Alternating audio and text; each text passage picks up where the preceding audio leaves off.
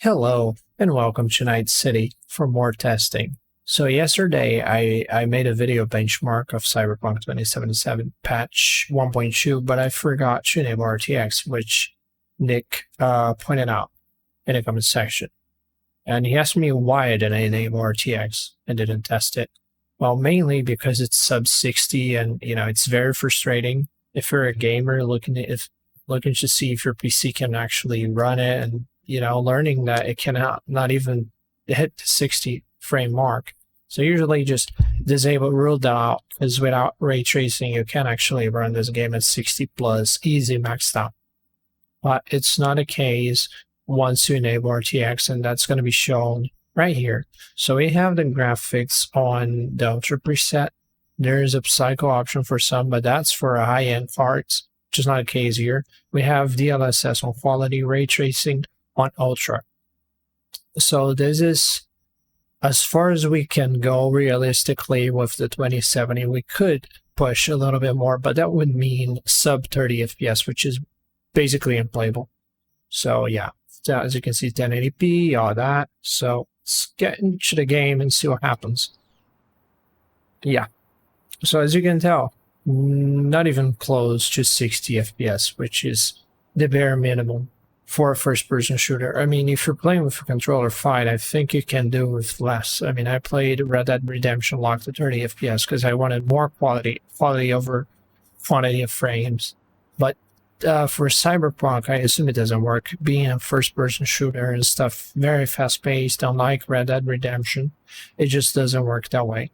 As you can tell, it's like visually amazing. Like there's no denying that it's actually a pretty game, like with ray tracing and stuff, even with DLSS turned on, because we're gonna need that, without DLSS, it just doesn't work. It just doesn't run as it should run. You can see the reflections are very nice. You get a very, very, very convincing lighting, but at what cost? The shadows also very cool. Oh, look at the reflections here. That's nuts. That's actually nuts. But the frames are just not worth it. I mean, if you want to like walk around and have a great time, just exploring the city with ray tracing on, yeah, I guess it's doable, in a sense.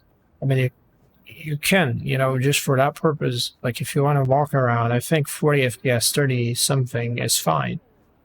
I mean, while it's not useful for, gunfights and stuff, for walking and driving around, I think it's acceptable. So if you want to like once every lifetime, basically, like when you're done with the missions and stuff, just turn the graphics all the way up and walk around. Yeah, you can do that with the 2070, but go through the whole campaign and stuff with ray tracing maxed out, it's just not going to work. It's going to be very slow, as you can tell. And this is from the best possible condition here. So we are outside. There's not a lot of people. There's not a lot of cars. So we're giving the card the most favorable condition to yield frame rate. And that completely changes once we walk into like the very complex and very full of different light sources, interiors that this game offers throughout the whole campaign. Like it has a bunch of like interiors which have a bunch of light sources, very complex lighting, very complex reflections, a bunch of puddles and stuff that will get your card crying. Like it honestly will make your graphics card beg for its life. And you're gonna see sub 30, you're gonna see sub 20 FPS. So no, I wouldn't call it playable. It is amazing. I mean, look at that. Look at the textures. Look at how it's night and day. I mean, there's no denying that like ray tracing on makes a hell of a difference. But the same way it makes a hell of a difference visually, it makes a hell of a difference performance-wise. So you're missing out on a lot of stuff. You're missing out on the fluency. You're missing out on the fluidity that not having RTX on would provide over visuals, which, okay, they are nice. You know, eye candy is okay, but is it worth it sacrificing more than half of your performance for eye candy? I mean, personally, I don't think so. Because, you know, this game is meant to be fast paced. So you got to squeeze out as much frames as you can. As many frames, I mean, is accountable. But yeah, you know, it's just the kind of game that you don't really want to play with low frame rate. It just doesn't feel right. It's very sluggish. Like I mean, you're watching this, you can tell how sluggish it is. It is not stable. Because if it were like, okay, stable 40 FPS, stable 34 or 35, locked, that would be okay. That would be like, okay, I can manage. My muscle memory can get used to that. But the frames are always like all over the place, so your muscle memory can never adapt to it the way they actually should. Because the frames are always different, therefore the motion, like every sort of motion you gotta do to like hit your shots and stuff would be different because they vary with the frame rate. So if you have locked 60, it's always going to be the same standard. It's always going to be the very same movement, but it differs if you have less than that. So yeah, I wouldn't call it a great option for a shooter in any way. So yeah, for eye candy, for walking around, it's doable, I guess. You can survive. You can just, you know, we're doing just that. We're just being like, we're just sightseeing, and it's great. It's a beautiful thing. Once you pull the guns out and start shooting people, it just doesn't. It just ain't the same kind of fun. It just becomes more of a struggle. You fight the AI, the bad AI. Let's not forget about that. And also the fact that the game is lagging, so you have another thing making it hard for you. Like the game is hard on its own if you play on hard, and you add that to the frame rate being very inconsistent, very glitchy. You can see like the lighting is doing weird stuff at times. I guess that's DLS's main fault, I guess, which is causing all the weird artifacting and stuff.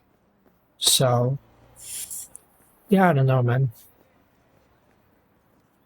So I hope that answers Nick's question. Why I didn't test RTX? It's because it just doesn't run the way one would expect.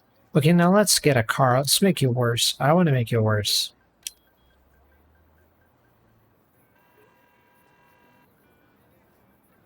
Where's the car? Oh, there. I want to make the situation worse. Because at the present moment, it's just too easy. We gotta step up the game. Oh my, what the hell? That's what I mean. This game is a broken mess. Like, look at what just happened here. Oh my god, it's on fire. The car is on fire. We gotta get out of here. Gotta get out. Come on, come on. Yeah, that was not planned at all. So, but look at that. The lighting is amazing. Oh my. There goes my car. It's gonna be missed. Great, they missed. But whatever, I guess. Too late now. Look at that lighting though. Like, gosh. This is nice. Look at the frames. You look at the lighting, you think, hey, this is great. Then you look at the frame rate and you're like, okay, perhaps not so great anymore. I would much rather have my 60 FPS. Any day. Look at that. We're dipping a lot more now. Like you get into the car, it just... This is just not worth it, honestly. Like, okay, visually impressive, fair, I give them that, but at what cost? And it's something that you gotta consider, you know, because it's part of the enjoyment. When you're not visuals are not everything. Sometimes it just ain't worth it, you know, sacrificing your gaming experience for prettier screenshots or prettier, I don't know, just sightseeing. Some people don't even care much about taking pictures. They just want to, you know, drive and vibe around and enjoy the graphics, you know, which is fair. I don't know. I personally don't find it a worthy trade-off, honestly. You know, losing half of my frame rate over prettier graphics. And honestly, sometimes it can be very overdone, mainly on interiors, not so much outside. Outside, I would say, yeah, it's decent. It's very nice. But once you're in the buildings and stuff, it just sometimes it can be a little too much. Like, it's squeaky clean, even though it's not meant to be squeaky clean. It shouldn't be that reflective, but they don't care. It's just everything's just shiny as heck. You know, that's the ray tracing trend. You gotta make it all shine. It doesn't matter. Even when it's not supposed to shine, it shines. Because ray tracing, bitch, you know how it is. Sorry for the bad word, but, you know, emphasis is important. A friend of mine told me to drive around the countryside here because he said there's something very wrong with the collisions. So I want to check that as well. But yeah, I mean, there's nothing to be said about the lighting. It's flawless. Like, absolutely flawless. But you just lose that spicy performance. I mean, look at that. This is all over the place. I wouldn't call that enjoyable, you know. But oh, well. Free stuff. I mean, ain't say no to that. Love me some free stuff. How it's be. No future. Okay, there's a Pitoro, whatever that could be. We have, what do we have here? Lulu beans. Nice, so I'm gonna take that, sure. There's this bad guy here. He's got a NEM tube tank. Oh, gosh, that's a powerful one. Although I got enough with them. I don't want to take that, but I'm going to take the conversation. And oh, there you go. Could be a quest. We have, what do we have here? Common items. And taking that shoe, a hot dog. Righty. Oh, there's more here. Oh, hello. Well, what a waste of cute. Rest in peace. She looks like kind of like Judy a little bit. Wow, she looks a lot like her. Without the tattoos, though. Anyway. I'll get matters back into the car.